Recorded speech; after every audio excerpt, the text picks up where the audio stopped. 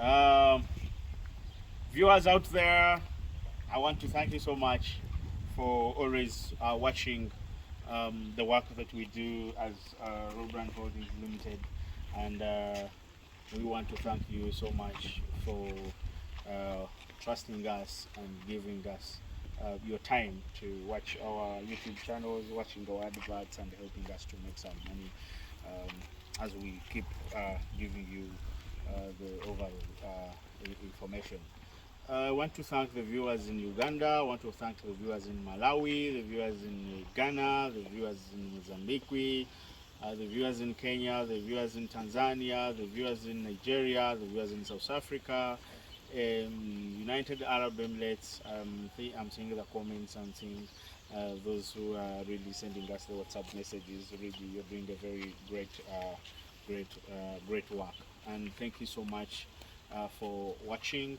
Thank you very much for being there for us. It is really encouraging when we put out the information there and it is watched by you people. It is really encouraging us, and we appreciate, and we are saying we are going to keep it up to the stake where we are going to keep giving you all the necessary information out there that you need to run successful livestock enterprises.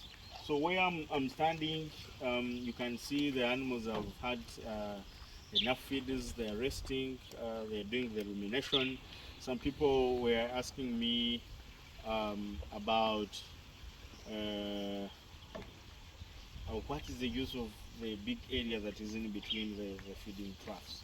So the feed troughs are on the sides, and there is a very big area, as you can see out there. And the reason is what is happening now. These animals have had feeds and they're really sitting down, relaxing, and ruminating.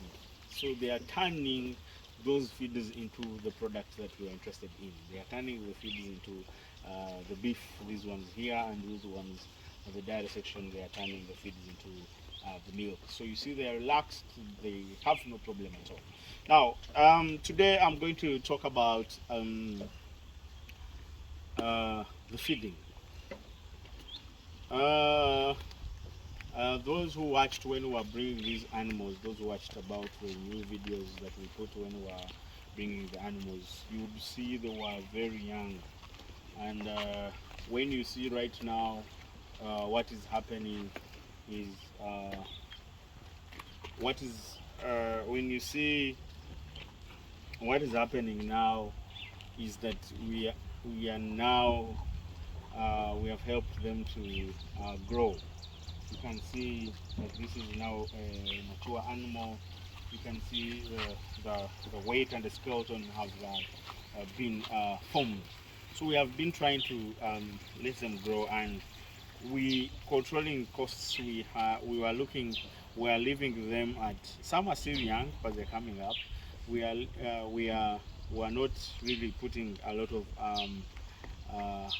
high carbohydrate and or high proteinous feeds. So we're trying to put them on lots of lafages.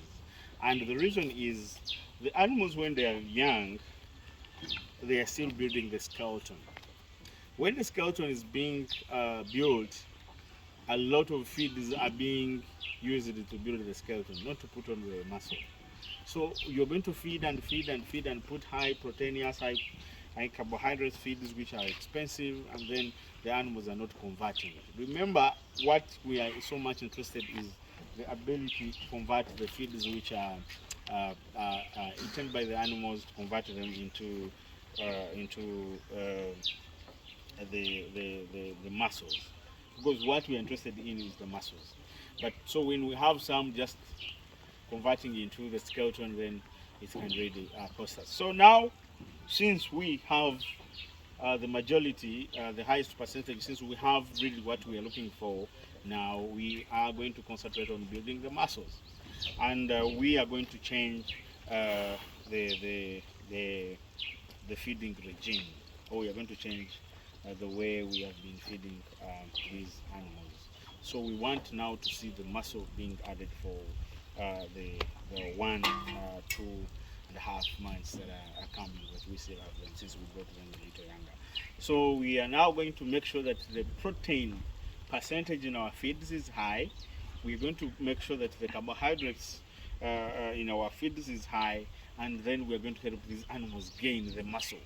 So we are going to increase the protein, we are going to increase the carbohydrate levels high. As we are giving lafages, then we make sure that at least we give a feed which is high in protein and high in carbohydrates, because we are going now to build the muscle.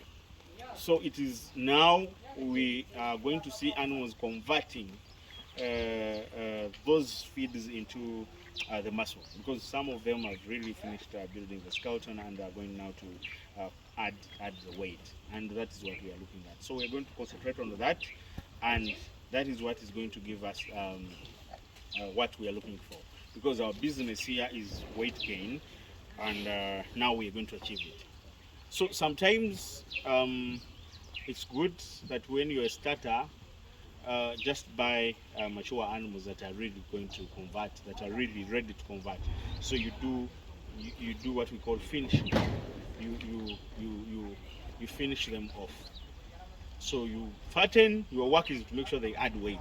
So you buy them when they are done with the skeleton building business, when you're going to put them in the feedlot. We have found challenges with young animals, and I really don't advise you to buy young animals and put them in the feedlot. Buy animals that are done with skeleton building, and you concentrate on making sure that you build the muscles. But we have been patient and we have been there. There are people who want to really start like we started, and it's okay.